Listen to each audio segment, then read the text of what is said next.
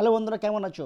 আশা করি ভালো আছো। আমরা চলে এসেছি মডেল অ্যাক্টিভিটি টাস্ক ক্লাস ভূগোল ক্লাস 10 এর পার্ট 1, 2, 3 নিয়ে।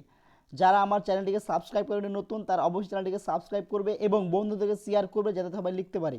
ওকে, আমরা প্রশ্নগুলো অ্যান্সার করবো আজ। চিত্রসহ নদীর ক্ষয়কার্যের ফলে গড়ে ওঠা দুটি ভূমির বর্ণনা দাও। প্রথমে হচ্ছে 1 নম্বর হচ্ছে প্লাবনভূমি। আমরা জানি এই প্লাবনভূমি, দেখো প্লাবনভূমির যে অ্যান্সারটা সেটা তোমরা এখান থেকে লিখে নেবে এবং এখানে যে ছবিটা দেওয়া আছে ছবিটা তোমরা বইতে, এই যে ছবিটা দেওয়া আছে সেই ছবিটা তোমরা খাতায় এঁকে নেবে, নিয়ে লিখবে। ওকে, তারপর প্লাবনভূমির বৈশিষ্ট্যগুলো এইভাবে দেবে। তারপর উদাহরণ ভারতের গঙ্গা নদীতে ব্রহ্মপুত্রের উদাহরণটা দেবে।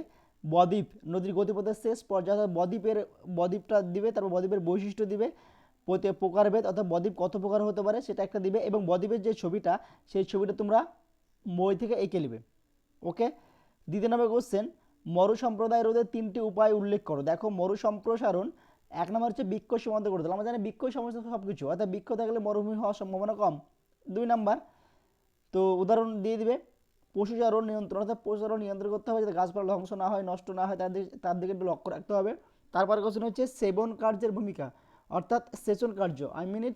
আমরা বিভিন্ন রকম জল দেওয়ার ব্যবস্থা, নিকাশি ব্যবস্থা করতে হবে।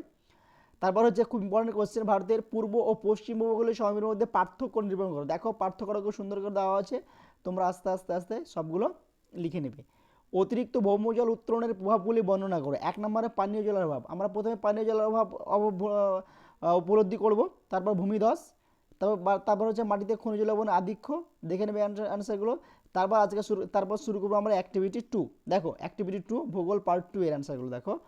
মরু অঞ্চলে বায়ুর কাজের প্রাধান্য লক্ষ্য করা যায় কেন? দেখো অ্যান্সারটা এখানে সুন্দর করে 1 number, 2 number, 3 number, 4 number point দেওয়া আছে। সূক্ষ্ম রক্ষক ভূমি ও জলভাণ্ডার দেওয়া আছে। কিভাবে বিশ্বব্যাপী জলবায়ু পরিবর্তন সুন্দরবনকে প্রভাবিত করছে? অ্যান্সারটা আমরা সুন্দরভাবে করা আছে, এখান থেকে দেখে নেবে। বিশ্ব উষ্ণায়ন, সাইক্লোন, জোয়ার, বান, এলনিনো কি দেখে নেবে। বৃষ্টি জল সংরক্ষণের প্রয়োজনীয়তা কি? অ্যান্সারটা আমরা দেখব। বৃষ্টির জল সংরক্ষণের প্রয়োজনীয়তাগুলি হলো যেইভাবে লেখা আছে সেইভাবে তোমরা লিখবে। তো 1 নম্বর, 2 নম্বর, 3 নম্বর, 4 নম্বর, 4টি পয়েন্ট আছে। এলনিনো ও লানিনা কীভাবে ভারতের মৌসুমী বায়ুকে প্রভাবিত করে? অ্যান্সার দেখে নাও। এলনিনো লিখে এখানে একটা হেডিং, এভাবে এটা হেডিং করবে, হেডিং করার পর লিখতে শুরু করবে। ওকে, লানিনোটাও এইভাবে হেডিং করবে, হেডিং করার পর লিখতে শুরু করবে। তারপর হচ্ছে আমরা অ্যাক্টিভিটি 3 দেখব। ওকে, ভূগোল অ্যাক্টিভিটি 3, বায়ুমণ্ডলের আরশোলের গুরুত্বপূর্ণ নির্মাণ করো। দেখো, বায়ুতে ভাসমান উত্তর দেখে নাও, বায়ুমণ্ডলে আরশোলের গুরুত্ব দেখে নাও। 1 নম্বর, 2 নম্বর, 3 নম্বর, 4 নম্বর, 4টি পয়েন্ট আছে। মানুষের ক্রিয়াকলাপ পৃথিবীর প্রাকৃতিক সৌন্দর্য পর্দা বিনাশের অন্যতম কারণ, যুক্তি সহ ব্যাখ্যা করো। দেখানো উত্তরগুলো পৃথিবীর প্রাকৃতিক সৌন্দর্য পলা স্ট্র্যাটোস্ফিয়ারকে, অর্থাৎ আমরা জানি স্পিয়ারগুলো তোমরা নিশ্চয়ই ভৌত বিজ্ঞানে পড়ে থাকবে। ক্লোরোফর্ম, বিভিন্ন রকম যৌগ যেগুলো আমাদের ওজোনস্ফিয়ারকে নষ্ট করে দেয়। তারপর ট্রপোস্ফিয়ারের বিপরীত উষ্ণতার, ট্রপোস্ফিয়ারে বৈপরীত্য উষ্ণতা সৃষ্টির কারণগুলি উল্লেখ করো। তো এখানে অ্যান্সারটা আমরা দেখে নেব, খুব সুন্দরভাবে দেওয়া আছে। তো অ্যান্সারগুলো আস্তে আস্তে আমরা দেখে নেব। বৈপরীত্য উষ্ণতা সৃষ্টির কারণগুলো দেখে নেব। হ্যাঁ, তো এখানে সুদীর্ঘ মেঘমুক্ত আকাশ, শুষ্ক বায়ু প্রভৃতি, শান্ত আবহাওয়া ইত্যাদি। বায়ুমণ্ডলে উষ্ণতার তারতম্যের নিরন্তক হিসাবে স্থলভাগ ও জলভাগ বন্টন এবং নগরায়ন শিল্পায়নের ভূমিকা করো।